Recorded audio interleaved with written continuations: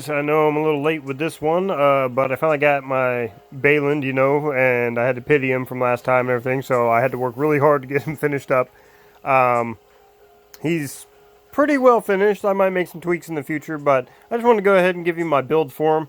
I really wanted to put out a guild quests tips guide today, but unfortunately when I was doing the video, my app crashed, and I realized I forgot to switch an arc around, some other stuff, so instead of trying to piece the whole thing together and edit it on my phone, I'm just going to dump it, and tomorrow I'll do a fresh take, since you can only do guild quests one time a day, and hopefully that one won't crash and have any issues, and I can get it out to you, and hopefully that'll help you get some more slays going on. So, without further ado, I need to upgrade an arc and claim my soul spots, but let's just go ahead and get into Beyland. Alright. So for right now, he's got 4,183 attack, and when he's in a quest, it's like 6k or something. It's crazy. Alright. First thing we're going to do is we're just going to go straight into his equipment. Like I said, I had to pity him. So of course I have his paid gear. I didn't use all money, but I did use some money, and I had a bunch of free crystals that I farmed up, and I made it work. It was a very hard pity, trust me. It looked like Linnaeus wants to go the same way, so I'm just probably backing off him. So, I do have his paid equipment, so that's the sword and the robes. And the critical rate plus 5%, physical attack damage 15%, physical attack damage cap plus 1500. Chance to evade, etc., etc. That's his robe, the Metis effect. Beyland's Blade Care Kit was from his event, so that is a piece of gear anybody can have, as long as you bought it. So, Battlestar Autocast Brave and Critical, so I'm going ahead and to use that for now. I'll probably put something better on them eventually, but I just want to use it for the build video, and I've been running with it, so we'll just use it for now. I do like the fact that it has more curse resistance and, of course, some dark resistance, so that's a cool thing about his Blade Care Kit. Mithril Relief. That's a good one to have. That comes from that Swordsman's... Tales of a Swordsman's arc, something like that. Lost Tales of a Swordsman. Anyway, when a sword is equipped, it boosts movement speed, which he needs because he's a slow old man, as somebody once said in another video, I believe. Skill damage is plus 10%. So, Mithril Relief is a good one to have on him. If you have Royal Card, you could run that as well if you don't have Mithril Relief yet. You can always get it. It's an ether reward from the art. But yeah, Royal Card would be a good one you could run on him for the strength attribute and for the skill damage and whatnot. I think it's 8%, as long as like a unit or two is alive or something. So that's definitely recommended. And then you could run Desert Rose on him, which was from the arc that came out with Arden. It has a big train on it. I can't remember what it's called right now. Alright, let's get into his skills. So this is a little different. It's still good. It's still a great build. If you want to see a showcase video, I can do that some other time. Maybe in tomorrow's guild quest or something. So we're going to go into here because it's a lot easier. There's the skills he comes with. Anything that says SC0. I do have him with 2 extra prisms, so that gave him 4 extra bonus SC. Nothing too crazy, so he's at 94. 90 is what you would have otherwise. So we're going with attack up 1 for now. I'll probably switch that out with 2 later. Excuse me, losing my voice. Alright, so we have attack up 3, attack up 4, attack up max. Okay, so you can add those numbers real quick. 12 and 8, there's 20 plus 15, 35%, 2%, 37%. So there's that, plus another additional 10% from his heroism up. That's 47% for those keeping track. Critical hit rate is something you got to have on a lot of units. This is great to have. So critical up to 3, we got that right there for 15%. We have aim vitals. Critical hit power plus 30. He comes with advanced aim vital, so that's a good SC save. Came with Proud Force, that's great. Illusion, also another cool one to have. Came with Brute Slayer and Divinity Slayer. This was like the biggest SC save ever, including special boost. So this dude literally is like, yo, I'm going to slay everything, and I get another 50% added to it.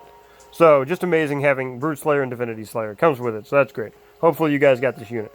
Auto Critical. Continuous critical effect comes with that. Another huge SC save. It's just amazing how good this unit is.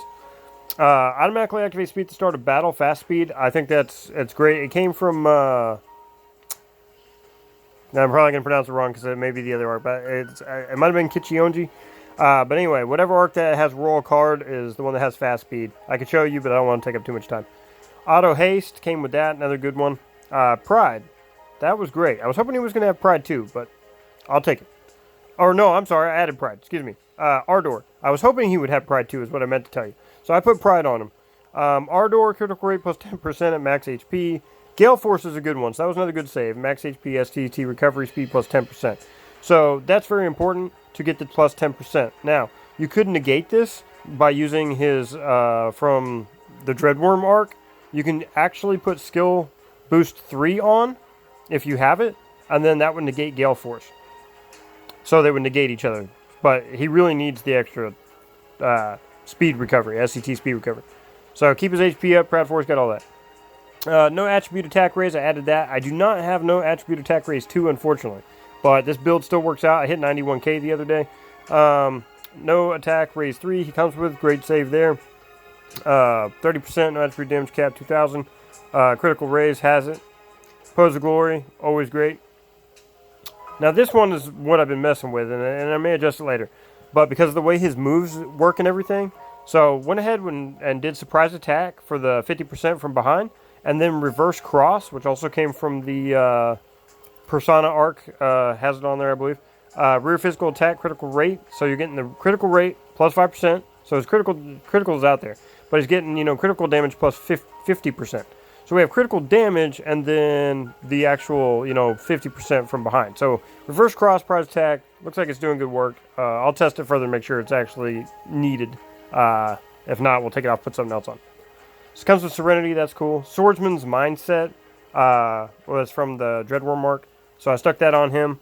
Swordsman's Mindset 2 he came with, so those two together are amazing. And then of course with Favored Sword, that makes it just crazy. And then he has Mystic Favored Sword.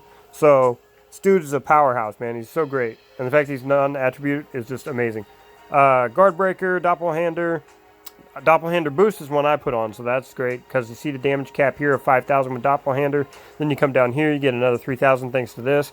So a lot of stuff is raising his damage cap. And this is where Beyland just shines with his damage. Of course, we have Sword Boost, Sword High Boost came with those. Sword Mega Boost, which was unexpected when I saw that. I was like, wow, that's amazing. So another 2,000 to his damage cap. I put Close Boost on him and went ahead and put Close High Boost on him. I think those are good ones to put on him and have, especially for the defense and mind extra, for survivability, etc. But most time he's destroying stuff pretty quickly. Came with Ultimate Boost too. I've left that alone because unless you have God of War? No. War of Ruin arc. Man, unless you have the War of Ruin arc, you're not going to be using his burst special that much, sadly. Indomitable Spirit came with that. Giant Killing 2. I would like to actually have Giant Killing on him, but I need to learn it and I haven't done that yet. So sticking regular Giant Killing with Giant Killing 2 would be great. Until then, I'm running Dog Eat Dog for the extra skill damage plus 10% against non-boss enemies, which is not even needed. Savage Strike is something I've been messing with. I used it to replace something, and I can't remember what that is right now. But the accuracy is slightly reduced. Doesn't seem to actually be making any difference that I can tell of. But it's raising that physical attack damage plus 50%. And I may have done that to replace the fact that I didn't have the no attribute attack raise 2 skill. I can't remember. But I've ran my tests and stuff. Like I said, I hit 91k the other day, so that's pretty good. We have Ambition.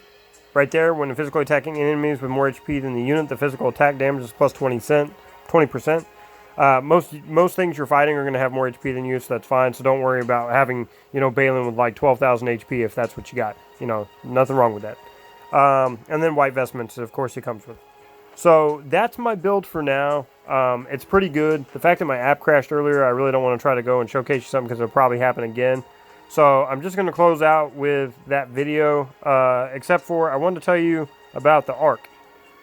There are 3 to 4 really good arcs for him, but for now, I just would like to say that this is my personal favorite, because at max, you're getting strength plus 10% each wave, gradually boost that strength by 50%, and then at the battle start, you get a basic status element resistance plus 2. I don't know what happened, but I was running some quest the other day, and like he was just completely immune to everything. I don't know if something glitched out or what, because I was like, wow, that's crazy, because I checked my stats.